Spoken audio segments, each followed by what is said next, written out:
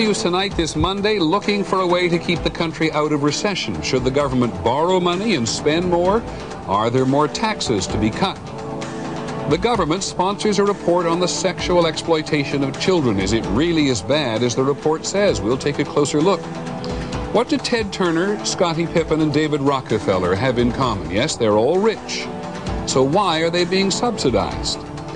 And whether it is unconventional beauty or imperfection in the modeling business, it sells.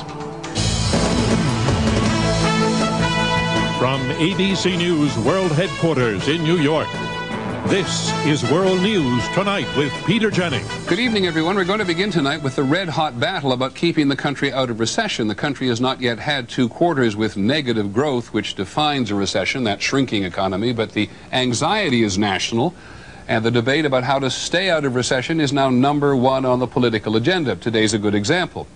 President Bush went off to Florida trying to keep the focus on his signature issue, education.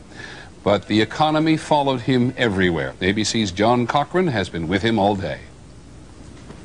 Peter, as you say, the president wanted to talk about education, one of his favorite issues. But it is the economy that has fixated many Americans, Republicans included.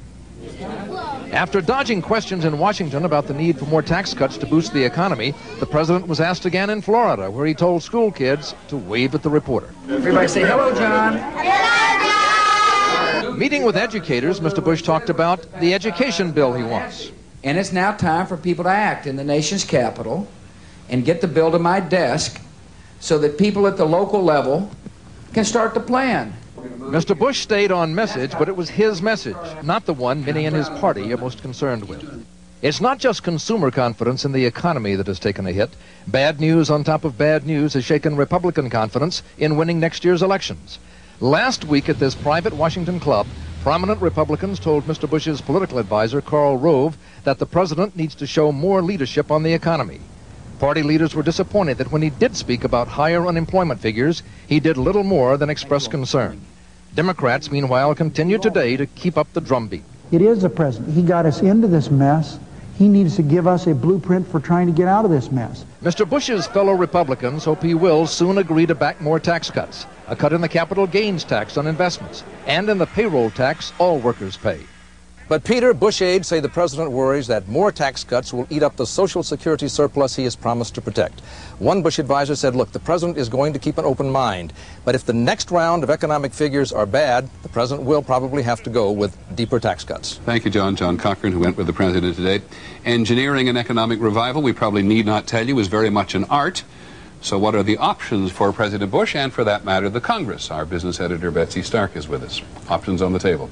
Peter, the options available to the president and Congress can be boiled down to 2 words: taxes and spending. And virtually all the tax and spending proposals under discussion are both politically and economically controversial. Politicians may be worried that the surplus is evaporating, but some economists say this is no time to worry about the government going into debt. It's well established among economists that when the economy is growing slowly, as it is today, or when you're in a recession, deficit spending is exactly the medicine needed in order to give the economy the boost it needs. Supporters of deficit spending by the government, whether it's on schools or highways or new telecom networks, say it creates good jobs at good wages and enables consumers to keep spending. Others say it's the private sector that has to grow for the economy to revive, and the best way to get it going is to cut the capital gains tax, the tax businesses and individuals pay on investment profits. The capital gains tax, if it's reduced, that will encourage individuals to put more money into business, especially into the high-tech businesses that have borne the brunt of this economic slowdown. Republicans favor a cut in the capital gains tax. It will clearly cause a growth in the economy. It always does. They're also discussing a cut in the payroll tax that companies and workers pay to fund Social Security.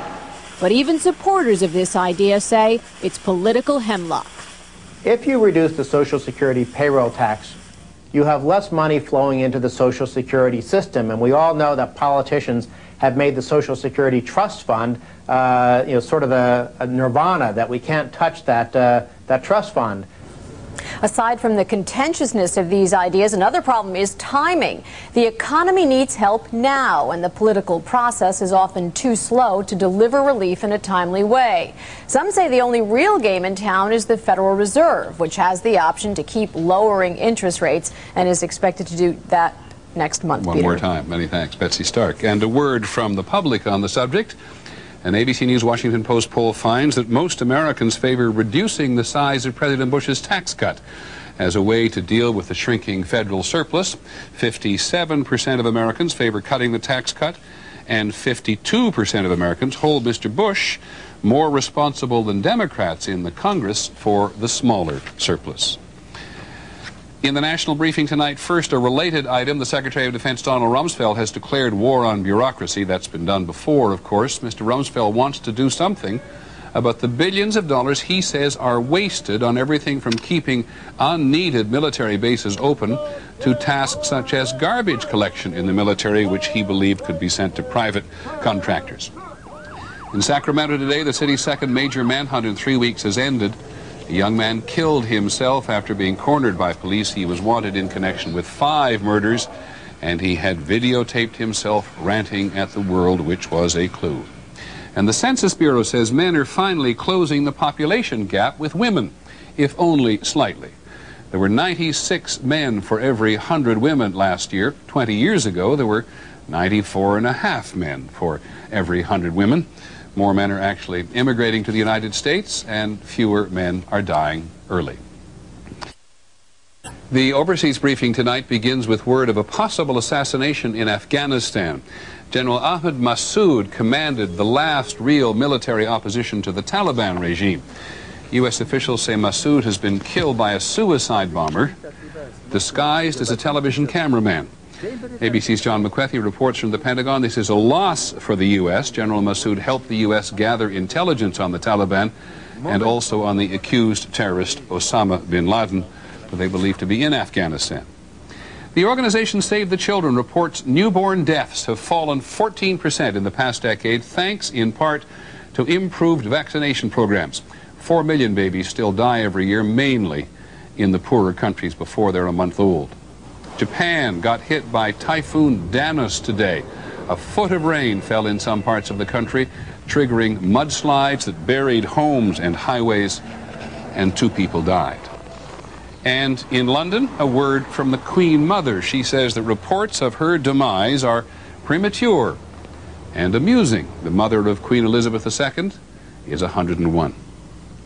Delegates from the World Conference on Racism headed home today with a lot of second-guessing about whether more could have been accomplished at their meeting in South Africa. The United States, you'll remember, walked out because it objected to what it believed would be an unfair attack on Israel and Zionism.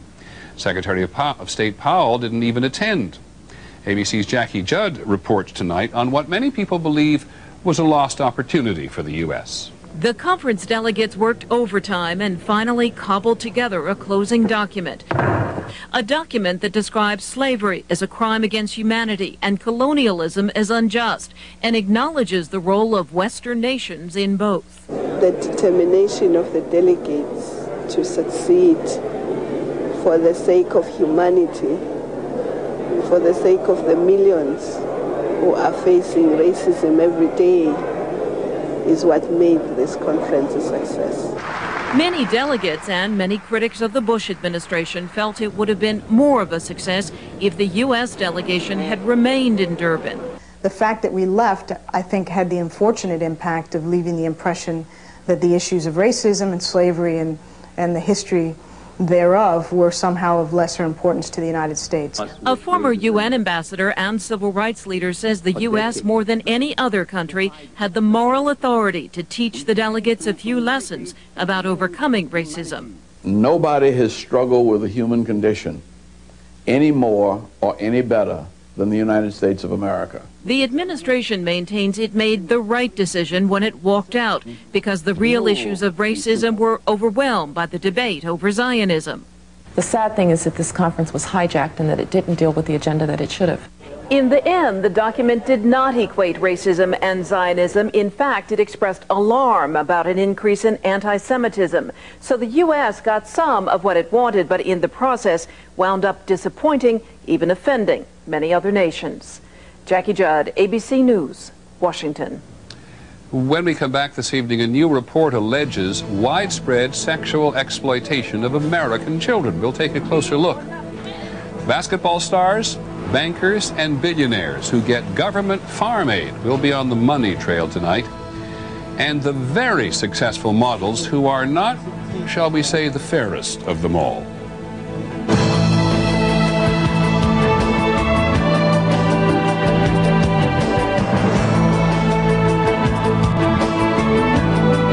This is World News Tonight with Peter Jennings.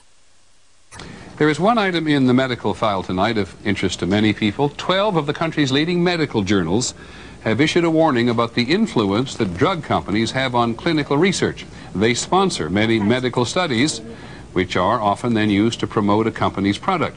The journals have now pledged to publish only studies over which researchers have complete control, and it will be very difficult. Next on the broadcast this evening, paying basketball stars to grow trees and bankers to grow oats. We're on the money trail.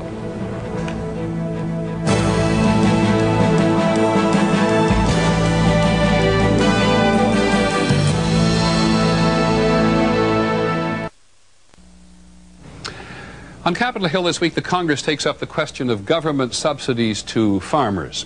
These subsidies boost the income of people who farm crops such as corn, wheat, rice, cotton, soybean. And 2/3 of the $27 billion in subsidies granted last year went to just 10% of American farm owners.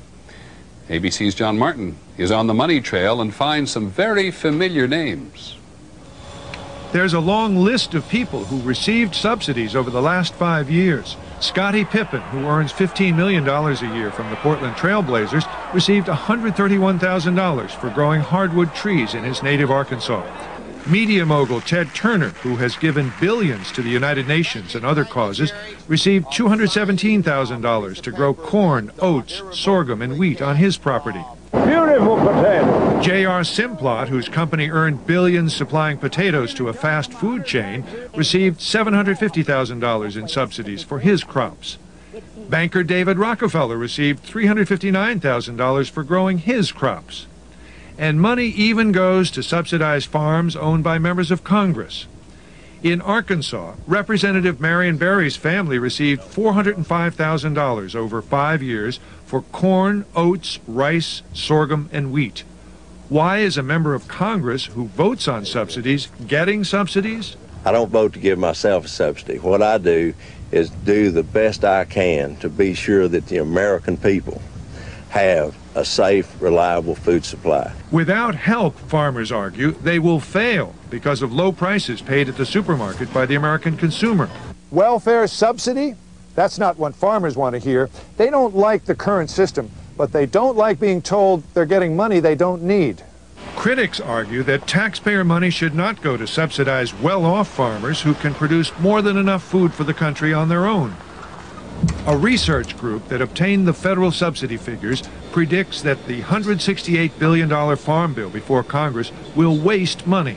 We're going to be locked in for 10 years to a payment system that just rewards the very biggest recipients without ever asking the simple question, do you need the money?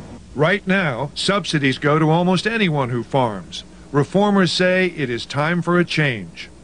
John Martin, ABC News, Gillette, Arkansas. That's our report on World News Tonight. This week on the broadcast, the controversial Christian missionaries who risked their lives to win converts, and the home run race you haven't heard about. I'm Peter Jennings. We hope you have a good evening and a good week. Good night.